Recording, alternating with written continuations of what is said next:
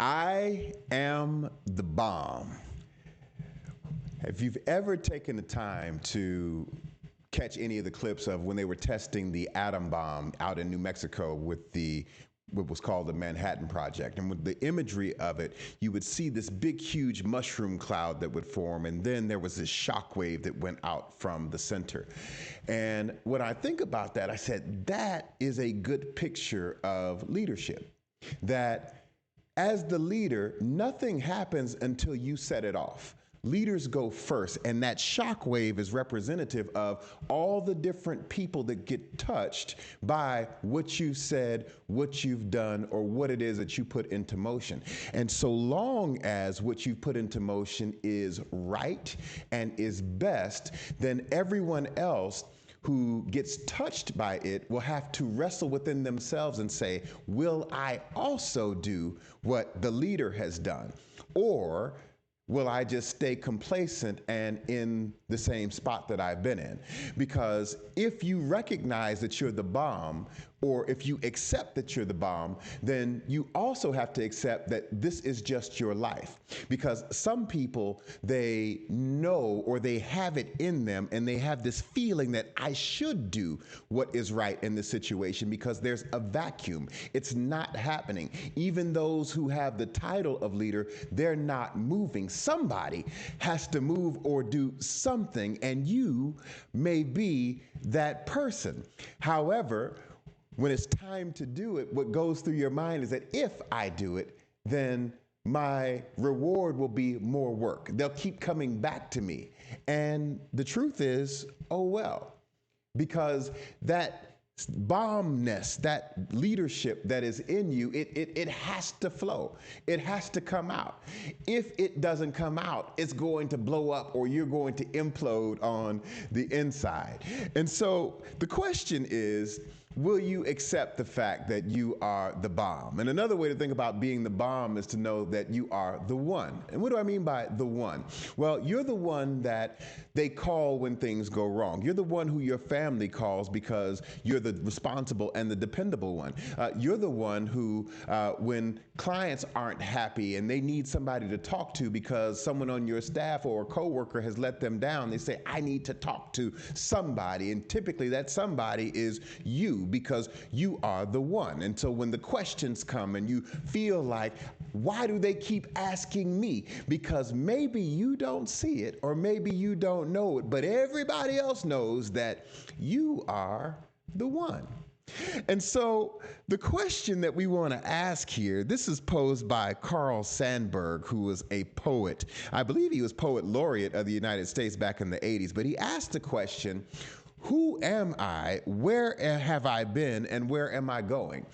In today's society, we spend so much time looking outward at headlines, at the news, and all the different things that are happening in Washington, D.C. There's the clips, the memes that your friends send you. There are the app developers who get paid for the amount of time they can keep your eyeballs on their app. There's the advertisers who are competing for your attention, trying to push their product to you. And so we're consistently inundated by everything that wants our attention, to the extent that at the end of the day, we haven't taken any time to investigate, who am I?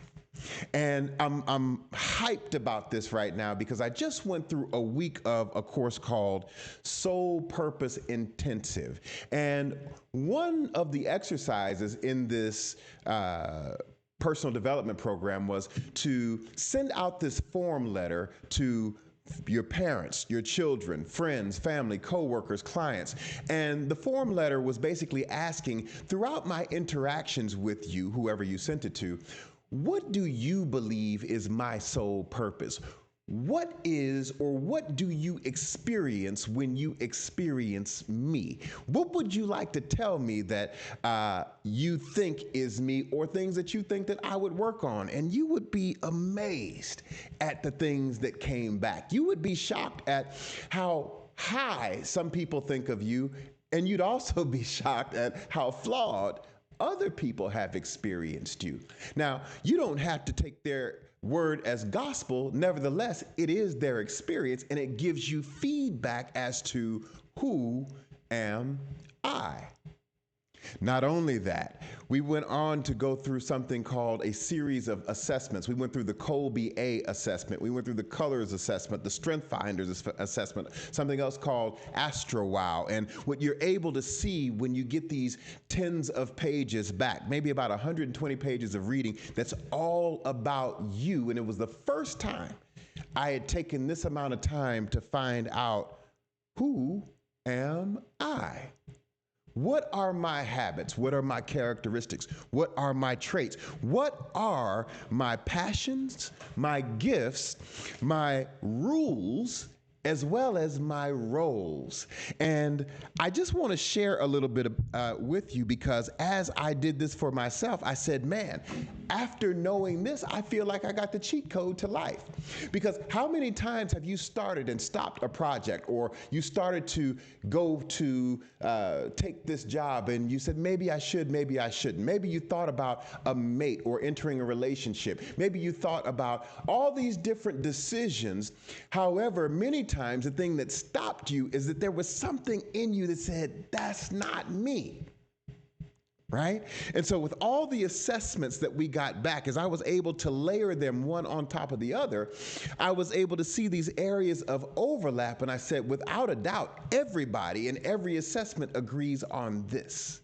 And so as I looked at that, when I think about my passions, these are the things that I am passionate about, things that turn me on. I can say that I am a trainer. I am a coach.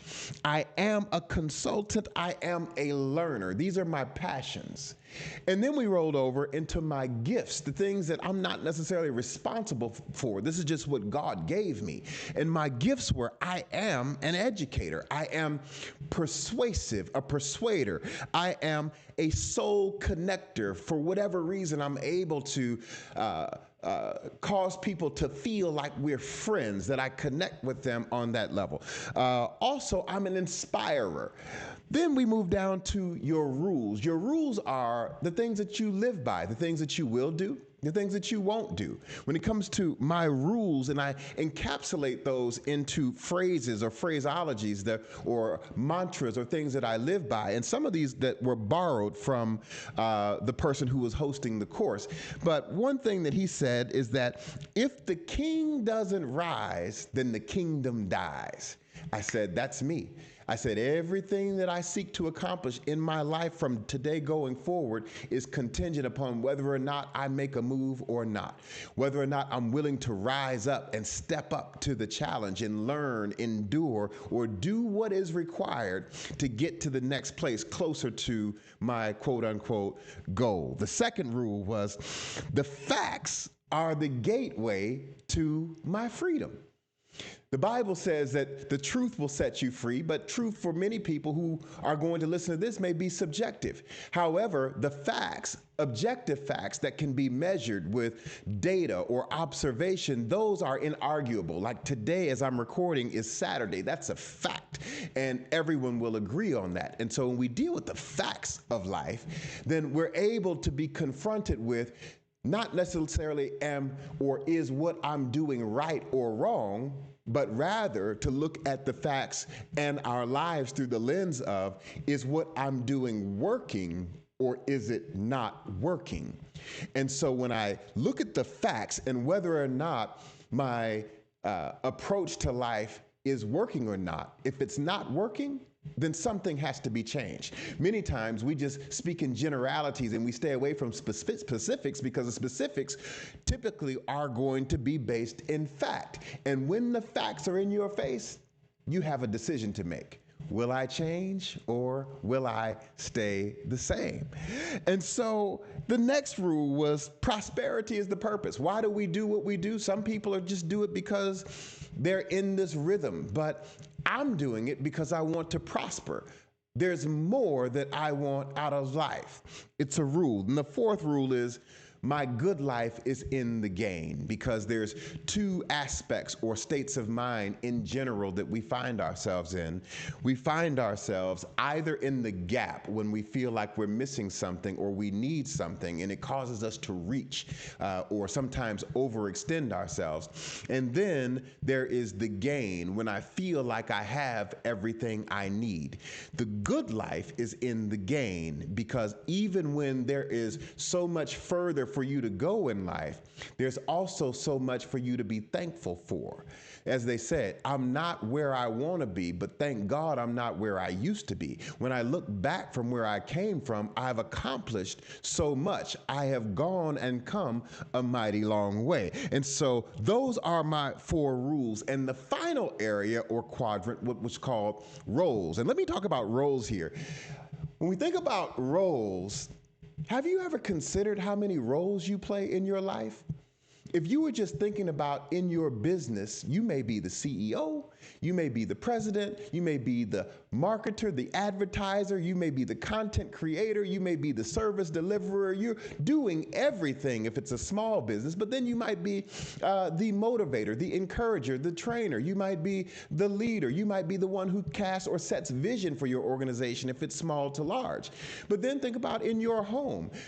You are wife, you're husband, you are brother, you are father, you are all these different roles, but each role carries with it a set of expectations. You'd also be shocked to know that you are playing a role in other people's story. And sometimes that's where the conflict arises, because they have a set of expectations based on the role that they have you playing that you didn't know was your role.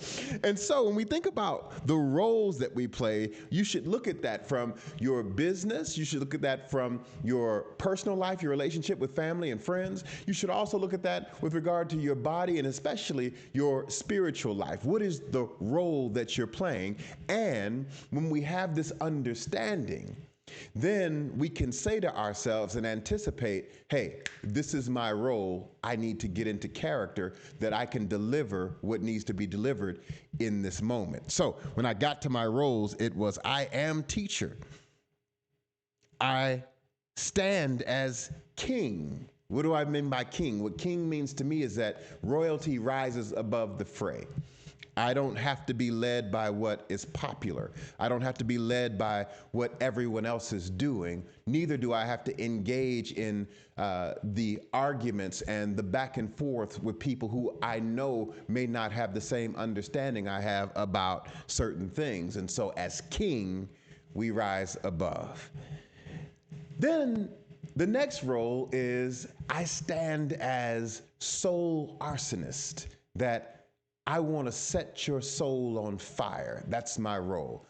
You know, the word psychology, psyche, the Greek Koine Greek word is psyche, which means soul. So psychology is, if we use the Greek interpretation, study of the soul. And I use mind and soul interchangeably. I want to set your soul on fire, set your mind on fire, so that when you get the tools, when you get the concepts, that you can then begin to apply them or be inspired in a way that you'll apply it and your life will be the better for it. And then that helps me fulfill my purpose. And the final thing is where I started, that I'm the bomb, that I set it off, that it all goes down when I explode. And we're talking about explode in the way that I described earlier.